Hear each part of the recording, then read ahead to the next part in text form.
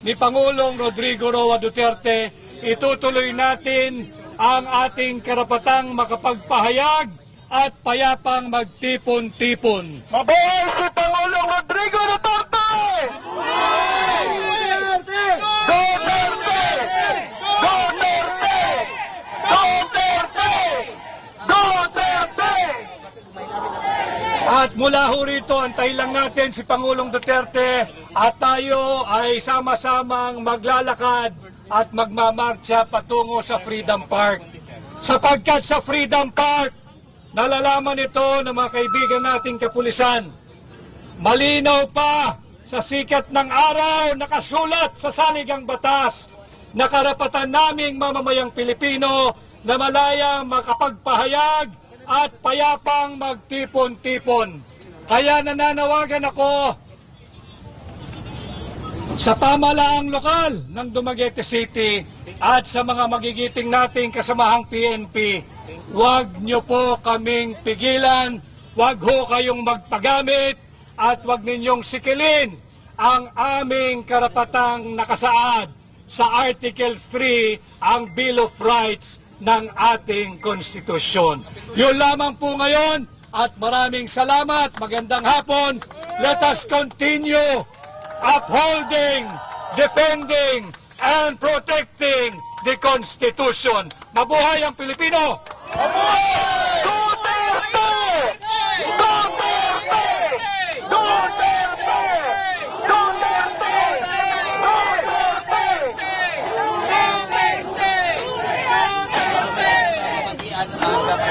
Sa mga sampung ni Presidente ani tugas ulit ng kabinet ito.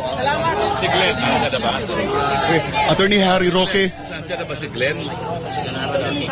Attorney, live na live po tayo ngayon sa SMNI. Napapanood po tayo sa buong sanlibutan. Nandito po tayo ngayon sa labas po ng provincial capital po ng Negros Oriental. Dito po sa may Freedom Park. Sa kabila po ng mga pagkansela ng mga permit, pero tuloy pa rin ang Maisog Rally. Tuloy po, nasa Freedom Park po kami. Karapatan namin magtipon-tipon mapayapa rito na walang permit na kinakailangan. Ang aming permit mo ay galing sa saligang batas at hindi na po kami magpapasupil gaya na nangyari sa Bustos. So mga taga Dumaguete, halina po kayo, samahan nyo kami ngayon. Nandito kami sa Freedom Park sa harap ng Kapitolyo at magmamarcha tayo sa buong Dumaguete papunta pa doon sa isang Freedom Park. Dahil ipinapakita natin na sawang-sawa na mga Pilipino sa gobyerno na punong-puno ng korupsyon sa isang gobyerno na hindi natutugunan ang problema ng bayan. Ang problema po ngayon ay walang tigil na pagtaas ng presyo ng bilihin at hindi po ang pagkagera sa ating mga kapikarating bansa. So, manindigan na po tayo. Alam ko po na talagang ang mga taga Dumaguete ay dugong mga martir at mga bayani. So tera na po, habang tinambakan nila ng kung anong mga truck ang Freedom Park dito, tayo naman po, para sa atin po itong plaza nito, para sa atin itong Freedom Park nito, hindi para sa mga traktor. Kaya pakita po natin, buhay na buhay ang karapatang pantao dito sa Dumaguete. Pero na po, pagsama tayo buong gabi ngayon, makasaysayan po itong gabing ito dahil pilit na sinupil, hindi na po nagpasupil ang sambayanang Pilipino. Attorney, ito po ay may klarong paglabag sa karapatan ng mga tao para sa malayang pagpahayag ng kanilang hinaing laban sa gobyerno. Well, ang pinakita namin, subukan ninyo kaming supilin. Hindi kami magsusupil dahil alam namin ang aming mga karapatan. At kapag kayo ay lumabag sa aming karapatan, alam din namin ang aming karapatan sa batas para magdemanda kung susupilin ang aming mga karapatan. Attorney, ano ba dapat ngayon ang gawin ng gobyerno? Dahil mula sa Davao City hanggang sa Tagum, hanggang sa iba't ibang lugar, nagdaos na po tayo ng prayer rally para ipaabot sa gobyerno ang hinaing ng taong bayan. Pero hanggang ngayon parang nagbibingihan, parang bingi po sila, bulag po sila sa kanilang Kailangan palakasin natin ang mga boses dahil kinakailangan marinig nila ang ating mga boses. Dahil kung hindi nila maririnig ang ating boses, tuluyan tayo magpapasupil. Ayan ang mic. Alright. At yan mga kapartners, patuloy po ang nagaganap dito na prayer rally dito po sa labas ng provincial Capitol ng Negros Oriental dito mismo sa labas ng Freedom Park. Sa kabila yan ng mga nakikita natin kanina sa report ni kapartner Admar na maraming mga heavy equipment ang ipinarada dito sa Freedom Park. Pero sa kabila niyan, hindi nagpapigil ang ating mga kababayan, especially sa mga nais ipahayag ang kanilang saloobin laban sa gobyerno. Dahil yun nga, gusto nilang ipaglaban ang kanilang karapatan at gusto nilang yung mga problema, pangunahing suliranin na kinakaharap ng ating bansa ay dapat bigyang solusyon.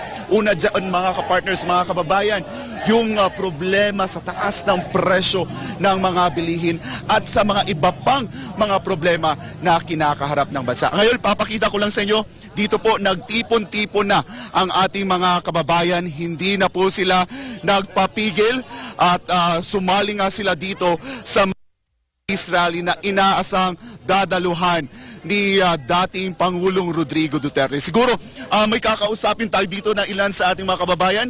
Sino po? Si Tatay Tay. Taga saan po tayo? Siyudad sa Bais. Siyudad sa Bais. Tay, despite sa mga gihimong pagbabag dere sa lokal na panggamhanan na dili madayon ang prayer rally pero padayon ra gihapon ta sa pag-attend, gano man?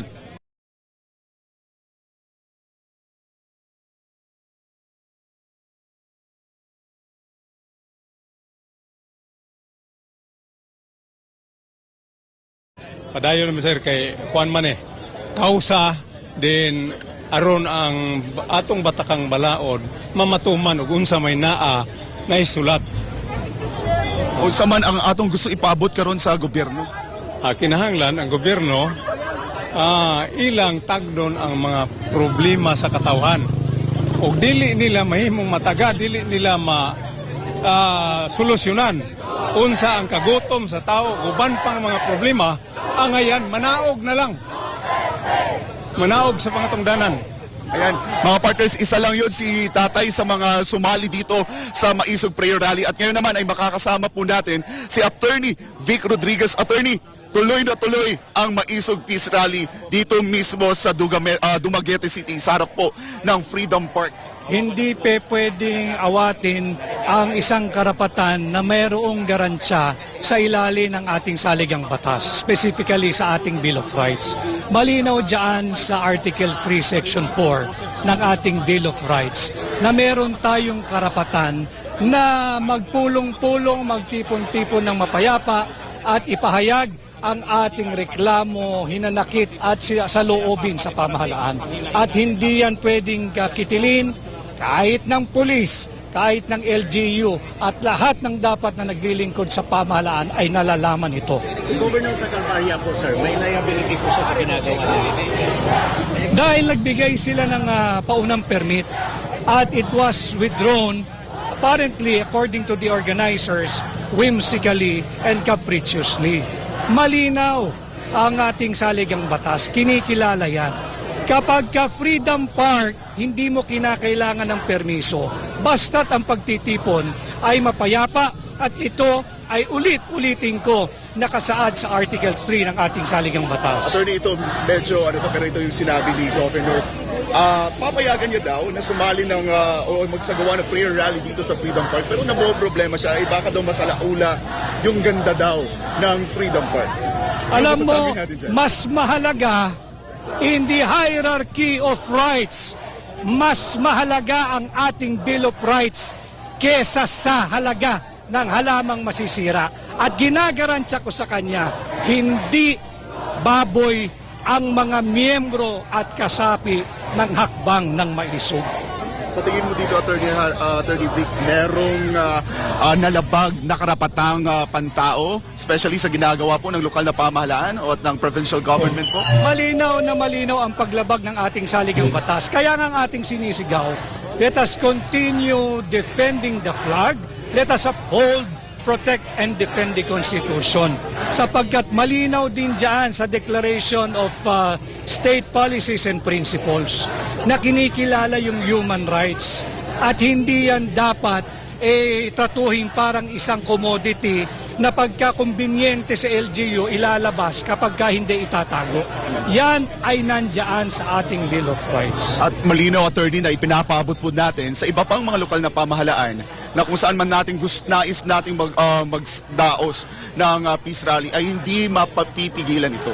Hanggat payapa ho ang aming pagtitipong ginagawa at ito ay pagpapahayag ng aming hinaing at yung mga saloobin ng mga ordinaryong taong kagaya nating mga kasama ngayon dito, hindi maaaring pigilan ito sapagkat ito ay may garansya sa ilalim ng ating saligang batas. Huwag po naman ninyong lapastanganin, huwag ninyong yurakan ang aming karapatan na malinaw na may garansya sa ating Bill of Rights. So yung sinasabi po nila sir na pag lumagpas tayo sa yellow line na yan, pwede tayong sambahan ng trespassing. Hindi po totoo yun.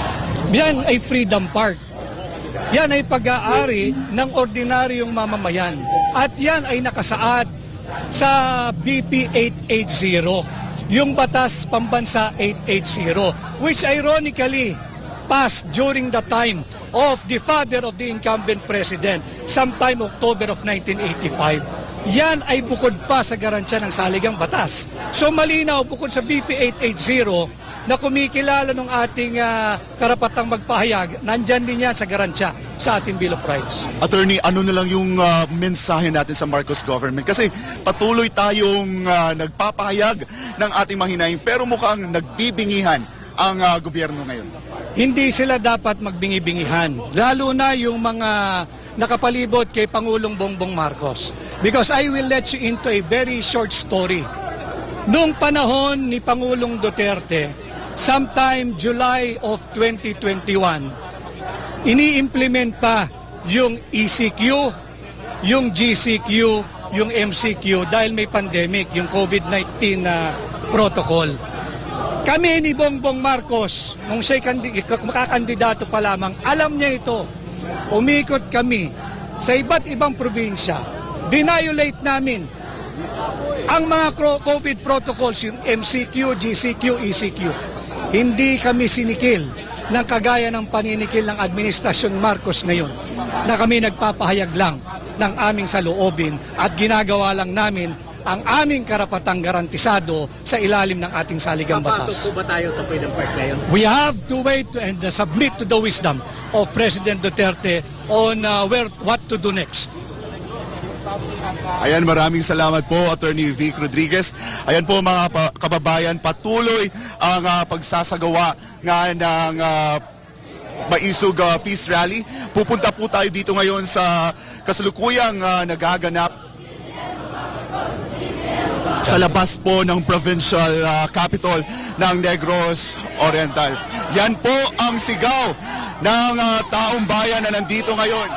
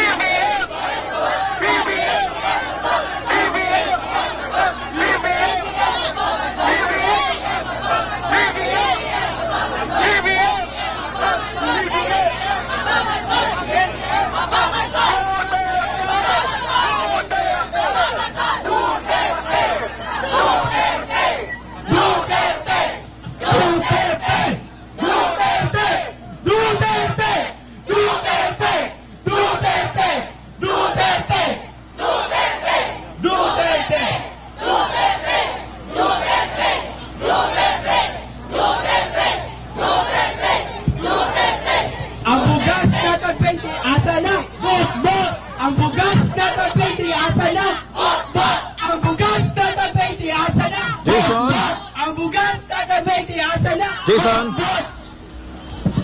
Yan, papatuloy pa rin Sir Jay, no? Yung ating special coverage.